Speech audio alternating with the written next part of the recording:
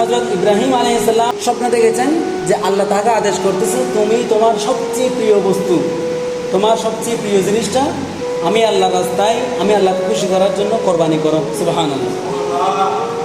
হযরত ইব্রাহিম আলাইহিস সালাম চিন্তা করলেন প্রিয় বস্তু কি কি হতে পারে। এইভাবে চিন্তা করতে করতে করতে দেখা গেল ওনার সবচেয়ে প্রিয় বস্তু, যার চেয়ে আর কোনো প্রিয় বস্তু নাই, সেটা হলো নিজের সন্তান, নিজের ছেলে হযরত ইসমাঈল আলাইহিস সালাম। এদিকে আল্লাহর আদেশে আদিষ্ট হয়ে আল্লাহ তাআলাকে খুশি করার জন্য স্বপ্ন অনুযায়ী, স্বপ্ন মোতাবেক হযরত ইব্রাহিম আলাইহিস সালাম হযরত ইসমাঈল আলাইহিস সালামকে কোরবানি করার জন্য প্রস্তুতি নিয়ে নিলেন। সুবহানাল্লাহ। ইসমাঈল আলাইহিস সালামকে বললেন, ইয়া বুনাইয়া ইন্নী আরা ফিল মানাম, ও আমার ছেলে আমি স্বপ্নের মধ্যে দেখেছি, আন্নী আযবাহুকা ফানজুর মাযা তারা, যে আমি আল্লাহর আদেশে আদিষ্ট হয়েছি, আমি তোমাকে আল্লাহর রাস্তায় জবাই করে দেব। ফানজুর মাযা তারা, তোমার মতামত কি বলো। সুবহানাল্লাহ। ক্বালা, ইসমাঈল আলাইহিস সালাম বললেন, ইয়া আবাতি ফাআল মা তুমার, ও আমার বাবা তুমি তোমার স্বপ্নে আল্লাহর আদেশ যেটা পেয়েছো, যেটা আল্লাহর আদেশ পেয়েছো সেই আদেশ অনুযায়ী তুমি তোমার কাজ করো, অর্থাৎ আমি ইসমাঈলকে আল্লাহর আদেশ অনুযায়ী কোরবানি করো। সুবহানাল্লাহ। সাতাজিদুনি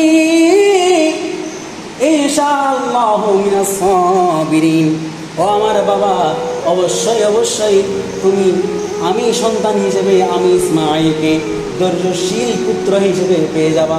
সুবহানাল্লাহ। অর্থাৎ আমাকে তুমি জব করবে, আমি ব্যথা পাবো, আমি কান্না করব, এই ধরনের কোনো পরিস্থিতি পরিবেশ তৈরি হবে না। আমি একদম নীরব থাকবো, বরং আমি খুশি মনে আমার গলা তোমার সামনে পাঠিয়ে দেবো। সুবহানাল্লাহ। এইভাবে হযরত ইব্রাহিম আলাইহিস সালাম তার ছেলে ইসমাঈল আলাইহিস সালামকে কোরবানি করার জন্য রেডি হয়ে গেলেন, প্রস্তুত হয়ে গেলেন, গলায় ছুরি চালাতে লাগলো। কিন্তু এই ধারালো তরবারি জোরে জোরে চাপ দেওয়ার পরেও, টান দেওয়ার পরেও ইসমাঈল আলাইহিস সালামের গলা কাটে নাই, কাটে নাই। সুবহানাল্লাহ। এইভাবে একবার নয়, দুইবার নয়, তিনবার কোরবানি করতে চেয়েছেন, কিন্তু তিনবার করার পরেও ইসমাঈল আলাইহিস সালামের গলার চামড়া পর্যন্ত কাটে নাই। সুবহানাল্লাহ। রেগে গিয়ে হযরত ইব্রাহিম আলাইহিস সালাম তরবারি ছুঁড়ে ফেললেন। ছুঁড়ে মারার পরে ওই তরবারিটা বড় একটা কঠিন শক্তিশালী পাথরে গিয়ে পড়ল। ওই পাথর সাথে সাথে দুই ভাগ, দুই টুকরা হয়ে গেল। সুবহানাল্লাহ। ওইদিকে জিবরাইল আলাইহিস সালাম আল্লাহর আদেশ পেয়ে দুম্বা নিয়ে আসতেছে। সুবহানাল্লাহ।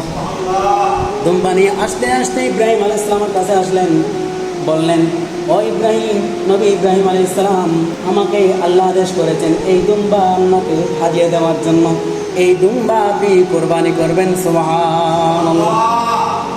আমরা প্রতি বছর কোরবানি করে থাকি সামর্থ্যবানরা। এই কোরবানিটা এসেছে এই হযরত ইব্রাহিম আলাইহিস সালাম এবং ইসমাঈল আলাইহিস সালাম ওই বাবা ছেলের ঘটনা থেকে।